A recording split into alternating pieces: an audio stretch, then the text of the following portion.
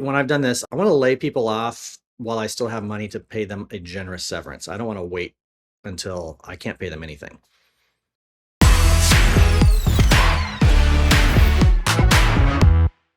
Well, hey, everybody. Welcome to the Leading Smart Podcast, Season 3. We're leading in real time. Tim, where are you today? Tim is in Orlando. Met with the church most of the day yesterday and flying back here in a little while.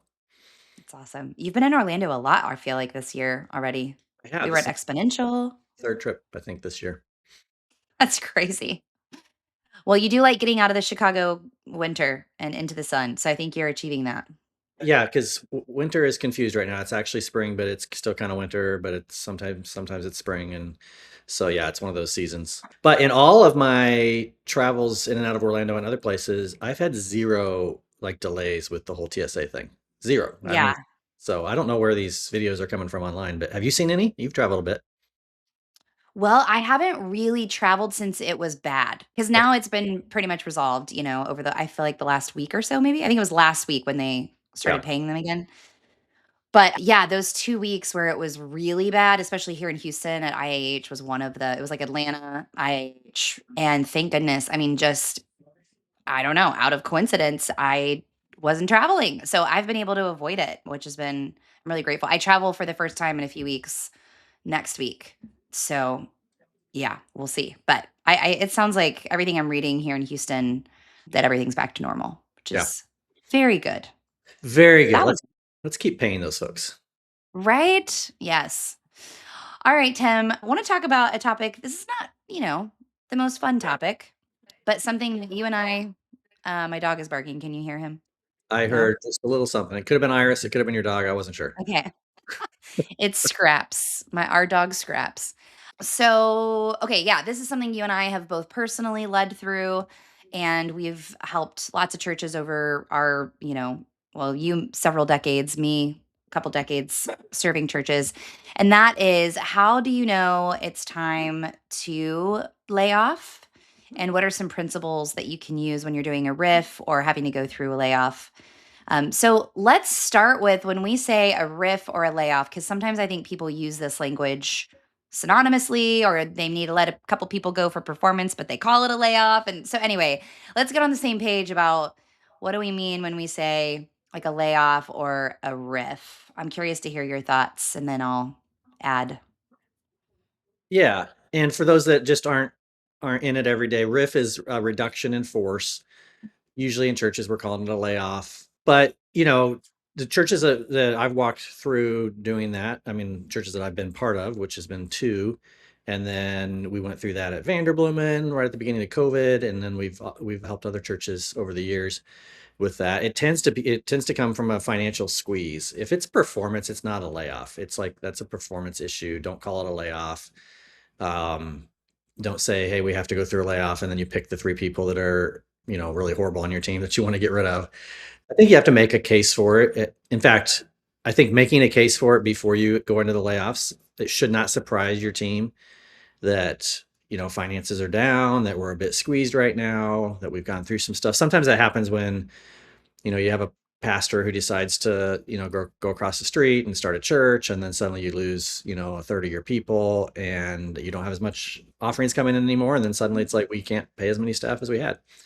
A lot of churches through COVID went through. A lot of churches survived and thrived on the other side of it, but a lot of churches had to take a look at oh, we're not the size we thought we were, or the size Mhm. of COVID. We talked, was it a Yeah. few weeks ago, about the staff ratios and the compensation Yeah. to overall budget. Those two metrics are really important to look at.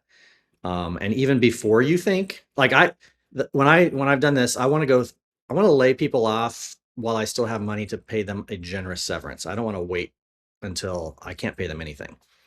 Yes, Tim, that is gold.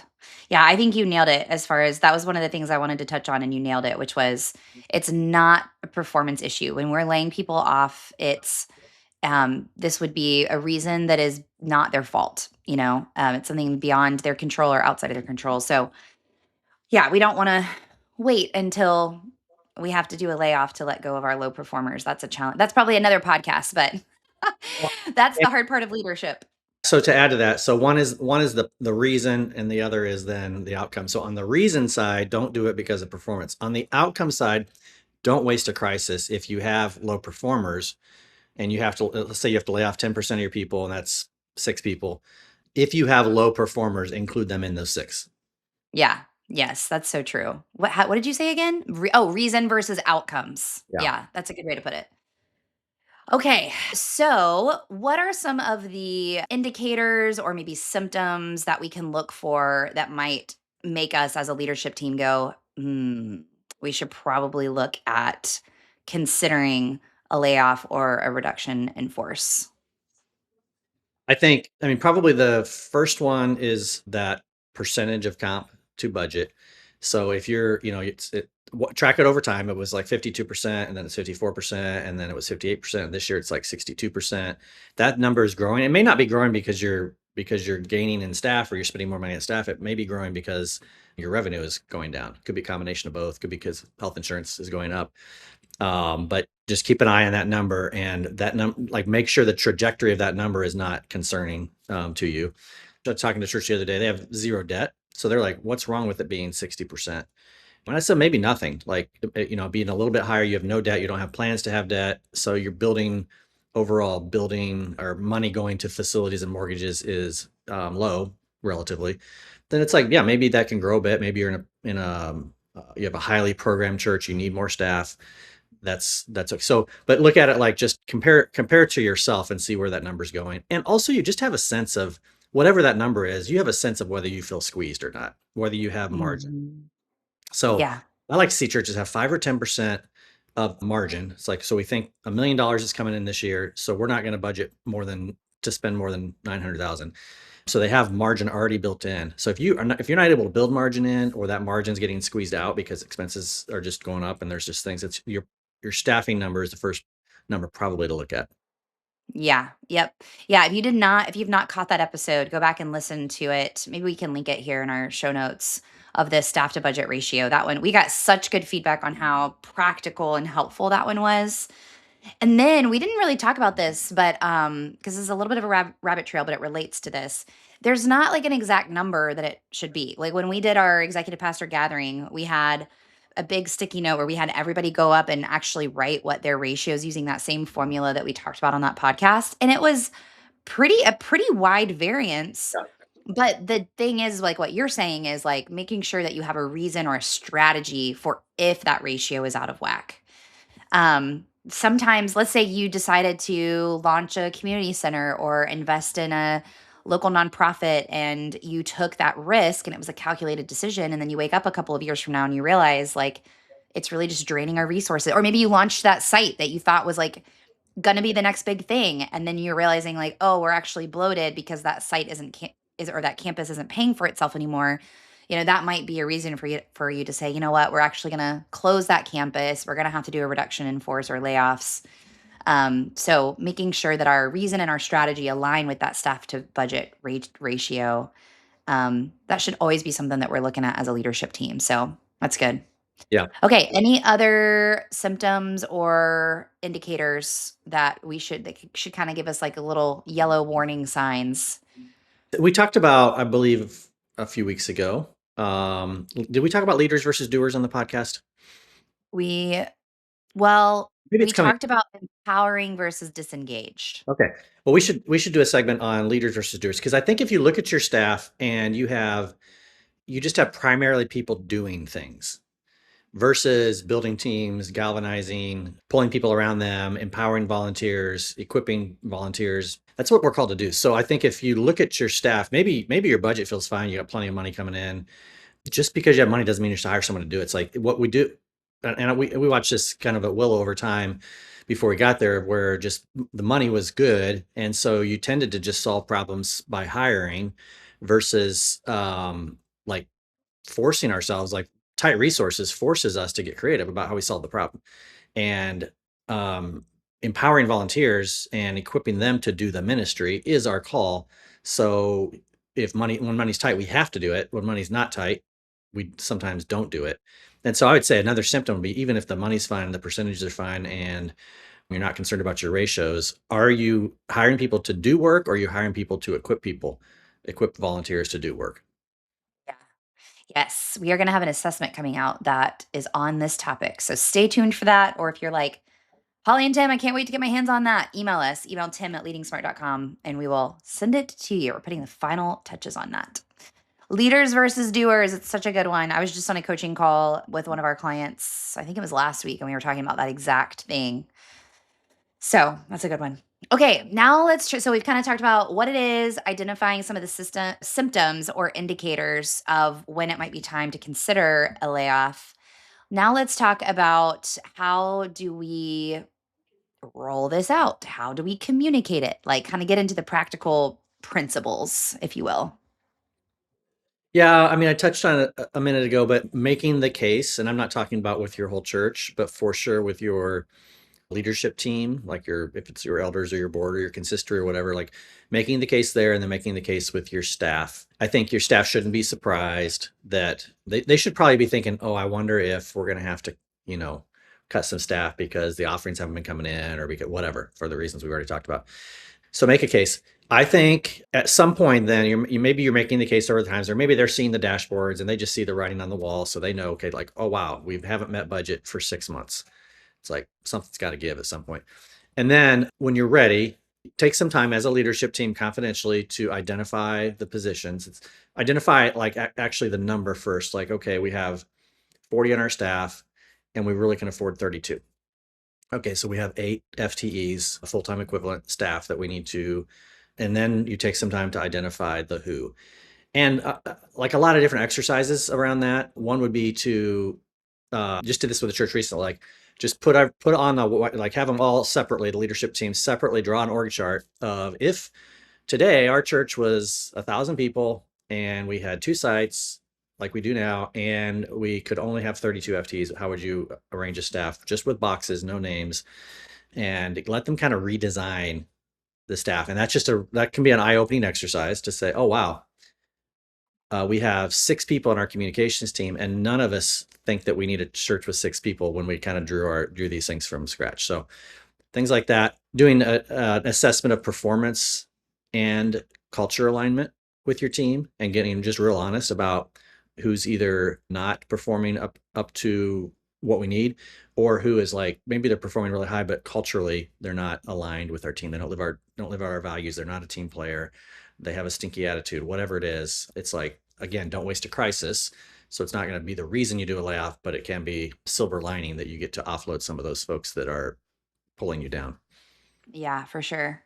And we have a great exercise too that we lead clients through whether we're doing, staffing or structure or strategy. It's a 4-box exercise. Maybe we can do a whole podcast on just that exercise. That'd be interesting. If you are thinking like, man, this feels daunting, we've never done this before, reach out to us and you can book a time on my calendar, leadingsmart.com. Let's talk. And we can kind of walk you through what that looks like.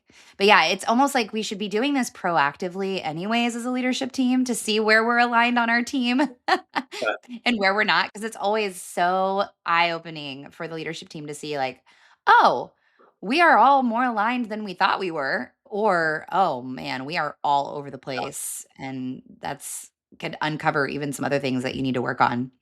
Another great exercise is that can be super eye-opening, and you could do this for a number of reasons, not just layoffs, but specific to layoffs. If you're going to go from 40 staff to 32, you can't expect the 32 to do what the 40 were doing, right? So either you got to figure out, we're going to do all the same stuff, but we're going to do it better through volunteers, or we got to stop doing some stuff. So on Yeah. the stop doing stuff side of things, force your team to put every single thing that you do on a whiteboard, everything that requires time, space, people, or money, and just put it all on the board. So everything it's not just we have a kids ministry. We do the extravaganza. We do the trunk or treat. All of the things that we do, not just kids, and we also do weekends for kids. So everything. So you go through kids and women's and men's and young adults and singles and all the stuff. Write everything on the board. Then pull out your mission and your vision. Why are we here as a church? And force yourself. Let's say you have 80 things on the wall. Force yourself to mark the 10 things that most drive and actually match up with our mission and vision, and then force yourself, and this is the hard part, of like marking the 10 things or 15 things that actually don't move our mission or vision forward. It's either neutral or it's working against our mission and vision. And there's Yeah. a bunch of things on the wall that are like, yeah, we started that, 41 years ago because, Bob and Martha had a burden for it, and man, it thrived for 10 years. But now it's not, and we're still doing it, and it drains resources. Nothing's neutral. There's nothing that doesn't cost you. You may say, well, they're just using a room in the building, right? And you have to clean it up and set it up and tear it down, and you also are keeping other things out of that room during that time period that could be contributing to your mission and vision. So that's a hard exercise. The reason we end up in those conversations is because we don't have any emotional attachment to Mhm. any of those people. So having an objective person in the room when you're like, okay, we know we have to cut 8 people, we need to get in a room for a day or for 2 days and figure out, how do we figure out who those 8 FTEs are? Bringing someone in, it doesn't have to be us, but it could be, someone that is from the outside that can say objectively, this thing or that person is not contributing. Yes. And again, this is another exercise that would be helpful to do when we're not in a crisis, Yep. just to make sure, on an annual basis of just like, are we doing things that actually move our mission forward, or are we draining our resources because we feel like this is just the way we've always done it, or we have this loyalty to these, to Bob and Martha. So, yeah.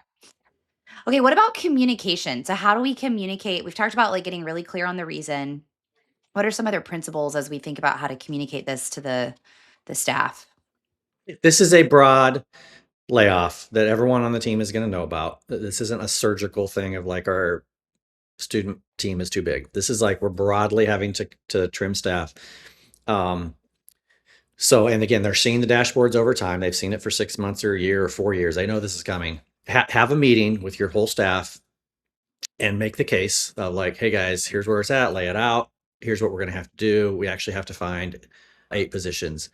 And then soon after that, no more than 2 weeks, I think no more than 7 days, make the decisions. So you're giving them a little bit of time to kind of emotionally react. So it's not like they didn't see this specific termination or elimination coming. So you're giving them a little bit of time. You're also giving yourself a little bit of time to broaden your cone of silence. So up till this point, you probably only talked about it with your 4 or 5 lead team members, but you've got some people that report to other people. So it's like, we got to pick 8 people. I went through this once way back at Granger. The number was 8. We had to pick 8 people. And in one of our teams, we're pretty sure of the 8 people. We made this announcement, and then we went and talked to the managers, and one of our managers like begged us, it's not him, it's her. And so Mhm. don't lay off him. I really need him. He's super valuable. Lay off her. We're still have the same net effect. I can more easily replace her with volunteers. And so that's helpful. So it buys you a little bit of time to talk to your people managers. What we've done is said, hey, let's say this is on a Wednesday, you're making this announcement. Hey, next Tuesday and Wednesday, you're gonna see a schedule, you're gonna see a appointment pop up on your calendar. Every single person is gonna get a meeting Mhm. on that day. And in that meeting, you're gonna find out that nothing's changed. One of 3 things: either nothing's changed in your job, or secondly, that your job has been eliminated, and here's the kind of steps and details. Or thirdly, that something's going to change because we eliminated someone else, and you're going to either take on a little bit more, or we're going to shuffle this person over here, do that kind of thing. So everyone's going to have a meeting, and by next Wednesday afternoon, this will be complete, and we'll be able to move on. And just so you know, we're going to take care of the folks that we're having to move off the team. We still love you. We're going to take care of you. Don't overpromise. Don't say we're going to be super generous, because people have different definitions for that. But we're going to take. Yes.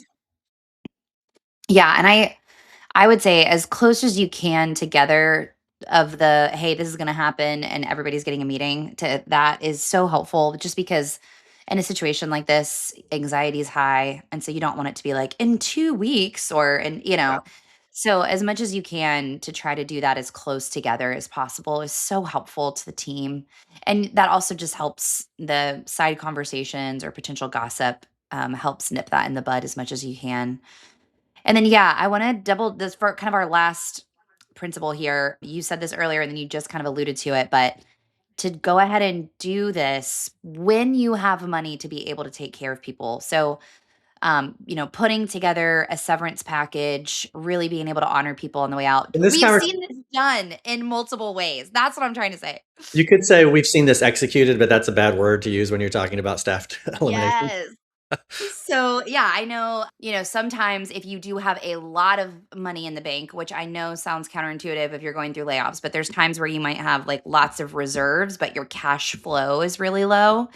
So that could be an example of you can see the writing on the wall. This is, you've shared this in your Willow story of that was kind of the situation there. And so to be able to go, okay, we've had folks that have been here for 30 years. They're going to get a bigger severance package than someone who's been here for a year. Or you might not be in that situation and maybe everybody gets what you can do, which maybe is only a month. Or, there's not a perfect formula or a right or a wrong, but it's really praying through, discerning, and being intentional about how can we do this as well as possible to care for the folks who have invested in our mission, and really doing it to be as generous as we can. That's also being a good steward. Yeah, and people always ask kind of like, what should that severance be? I do think then that's dependent on the things you just said. Like, how much money can you put into this? How long? I do think benchmarking it to their longevity is a caring way to do it. If you just hired them 2 months ago versus someone who's been on your staff, we had some on our staff over 35 years at Willow, so that's a different thing. And so you want to honor legacy if you can in that, and then bench. So it might be we're going to do 3 weeks of severance for every year you've been on the staff up to 6 months, something like that. Just kind of benchmark it to legacy a little bit. And then also the biggest probably pinch point for folks is health insurance. So if you are able to keep, for those that had it, if you're able to keep that health insurance going through the length of the severance, and you have to talk to employee attorneys in your state, but if you can do that, that's a really kind thing to do. Yeah, absolutely. I'd also All say, right. Oh, yeah. as you're picking two more things, as you're picking the date, shorter is typically better. You think, well, oh, that feels, we're talking to them on a Wednesday. That just feels really ruthless to say end of the day or to say by Friday. The other thing that's ruthless is asking them to come in every single day for the next 3 weeks or 4 weeks or 6 weeks or 10 weeks. And just, it's embarrassing that you're Yes. eliminated. And so, just for the dignity of that person, providing them space. Now, you might have someone who's like on the culture side, they're off the scale. They love your church. I've had people smile and say, thank you. And you know what? I'm glad it wasn't someone else. And this is still my church. And hey, I was gonna be staffing the summer camp here in a couple months. Can I still do summer camp? You'll have responses like that. And then you can Mhm. like toy with the date and whatever, and that's fine. But I'd say in most cases, shorter is better. Then the last thing I would say, once you've decided the who, you've had the conversations with the who, very soon thereafter, tell the whole staff who the who are, because they're going to be wondering, like, are my friends? Mm. So make sure they know soon. And then plan some culture building events, parties, bring in some lunch, whatever, just some like healing kind of times where your whole staff can get together for those that are still on staff. And it's just going to help you rebuild quickly. If just like, man, we love each other. We're in this together. We're in the foxhole together. There's fewer of us here, but the mission hasn't changed. And just pull some, bring in Chick-fil-A or have an afternoon retreat of some kind. Just do it pretty quickly thereafter, so you can make sure the team is unified and pulled together. I'm really glad you said that last point there, Tim, because I'm thinking about one of the things that I think is unique in the ministry space that is not the same in a corporate setting is the need, honestly, of some church cultures, depending on how their culture is, to lament or grieve together in something like this. Whereas I think there is some health to that in the corporate side, but in the corporate side, it's like this happens. This is unfortunate. We hate this, but it happens. It's a pretty financial black and white issue. Whereas in ministry, because we're a nonprofit, it's like, oh, and because there's a spiritual component, of course. Mhm. But I've worked with some churches where they are very big feelers. And a lot of times it's the leadership team that sets the pace for that. And so it's kind of finding that tension between like helping guide the team and allowing them to go through that lamenting season or that grief process, but also not letting them stay there.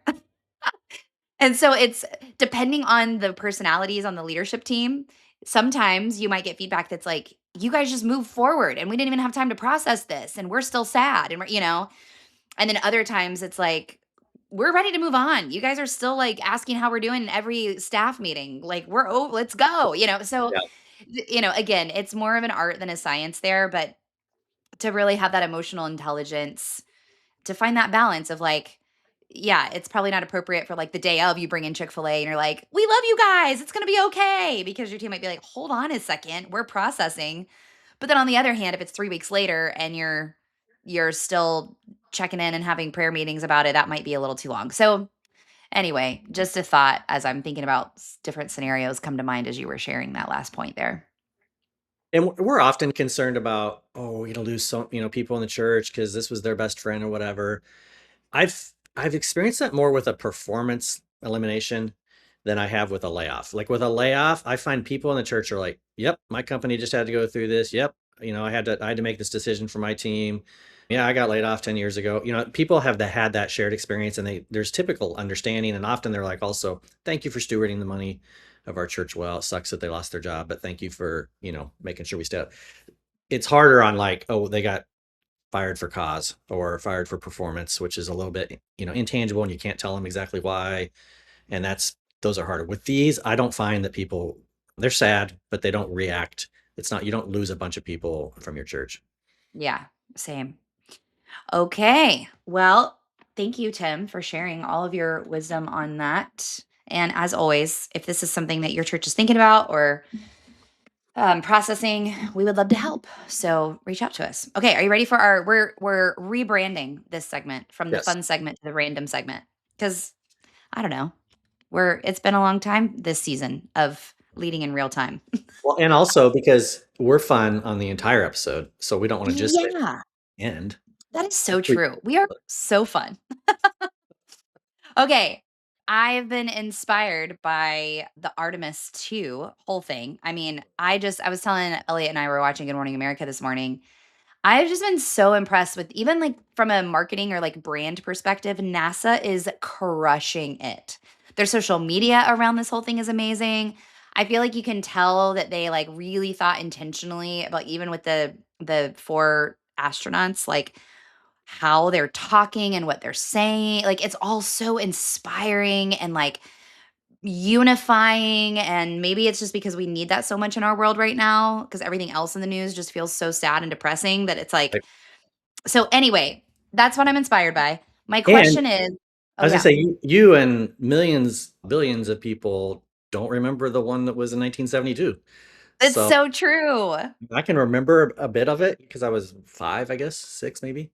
So I mean, I remember our parents being excited about it. I remember everyone buzzing about it. But yeah, it's amazing. It is amazing. It really is. Okay, so if you could only choose, like you have to, in this question, you have to choose one. Would you rather I feel like I should just rename it the would you rather segment. Would you rather go to space, like, let's say go to the moon, like, go to space, go to the moon, like Artemis 2, or go to the deepest depth of the ocean? Like, would you rather explore space or the ocean? Space. Yeah. The ocean freaks me out. Yeah, I totally Yeah. space. I mean, the highest I've ever been is what, 37,000 feet or something. So Mhm. I mean, I'm still geeked out by that every chance I get to do that. So definitely space. I'm not going in the ocean. Nope. Yeah. No, my answer would be the same. Okay. I mean, I think I'm definitely like this is so cheesy, but, like, I ran downstairs right before our podcast, I ran downstairs to get something. And, like the screensaver on our Apple TV or whatever was like, the deepest depth of the ocean. And it's just so beautiful. I do think like it is amazing to think that like, just like space, but like that it's just phenomenal to me that there are still parts of the ocean that we haven't yet explored. And then just how beautiful it is, like all of those colors. It's like, it's remarkable.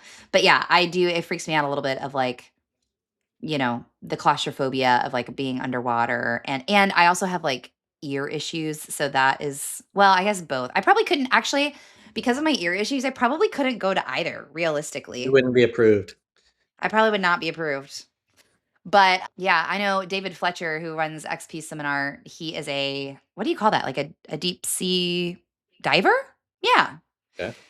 He's like a deep sea scuba diver, and he has some really cool stories and pictures, and I always think it's neat to talk to him and hear about what he's seen down there in the depths of the ocean. But yeah, Yeah. it's amazing. It's also amazing to hear, like, I don't know if you guys saw this. If you haven't, go watch it because again, it's just been so inspiring that one of the astronauts gave like an Easter message and he was talking about his faith and God and all, Yeah. and it's like because I think sometimes people try to separate, and I know even for myself, sometimes it's like, is there really a God if like, all, I don't know, just all, and then it's like to hear people who have so much knowledge and experience and it brings them closer to intelligent design because they're seeing it firsthand. It's Yeah. just so inspiring and remarkable to me. Yeah, and just in awe. So, Yeah. Okay. I have a random question for you on the same yeah. topic. Elliot walks in Mhm. tomorrow and says, Holly, I've signed us up, the three of us, Iris and even Snacks. No, Sparks. What's his name? Crap. Scrap. Scraps gets to go. Scraps gets to go with you, but we are going to be among the first settlers on Mars. But we don't get to come back. It's a one-way trip, but we get to like make history. We can still be connected through Wi-Fi and all that to like all of our people back home. But we get to Nope. do this. Holly, is this so exciting? You wouldn't Nope. know? Do you watch For All Mankind? I can't Yes. remember if you Okay, Yeah. have you been watching the newest season? No, I haven't watched it yet. Okay, I think it's only 1 or 2 episodes. I think it's like 2 episodes in, so anyway. But, yeah, I think that show I love that show, we love that show. But that show has kind of I think I even told Elliot that on our last episode that we watched, because I feel claustrophobic if I have to be inside all of the time. Mhm. And that's basically, I mean, they've built this incredible, like, if you're gonna live on Mars, like, I would, love to live where they're living because it's awesome. But I would not enjoy having to be Yeah. inside. I would feel, ugh, claustrophobic. Yeah. All right. Would you? I bet you would. You would, right? Uh, Not at this stage of life. Maybe if I was 28 instead of 58. But no, probably not. I need to like once a year or so like lay on a beach and, you know, Exactly. feel the air. Same. Yeah. It's pretty crazy to think about. I need to read more about it, but I saw like a headline because I live here in Houston where NASA is, and apparently it's like very real where soon you will be able to buy a ticket to like go into space from like here in Houston from NASA. That is wild to me. For settlement or just for like visiting or No, no, like no, just to, like visit, like just to say, space I'm sure it's like space a mission? touristy, like, I'm sure it'll just be like, Yeah. "Oh, we're going in a rocket and we're gonna go to, like, the bare minimum of, like, calling this space and then come back down," you know? Okay. Yeah. I think that's what it is, but Who was it? still. Katy Perry that went up a few months ago or something? Yes. Or yeah, that kind of thing. When Yeah. do you think we'll have our first space church client? Ooh, that's fun to think about. Uh, Wow. That's crazy to think about. Yeah, which of you pastors listening is gonna, plant the first church plant in space? it's an 8-year-old that's probably not listening, but they'll do it. Yeah. That's awesome. All right, everybody. Well, head on over to leadingsmart.com. Make sure you're subscribed to us where we send our weekly emails where you get all of the notes and drops of our podcasts, our resources, etc. But the thing that we are talking the most about right now is if you are or know of a church that is attendance of 10,000 and above, we have a gathering in Chicago specifically for executive pastors of that size churches. And so if that's you or you know someone that needs to be there, we would love for you to go to leadingsmart.com, click on gatherings, and then you will find it there and you can sign up. And we're still accepting registration for that. It's in September. Very good. And then I think that's it. Okay. Safe travels there in Orlando, Tim. Thank you.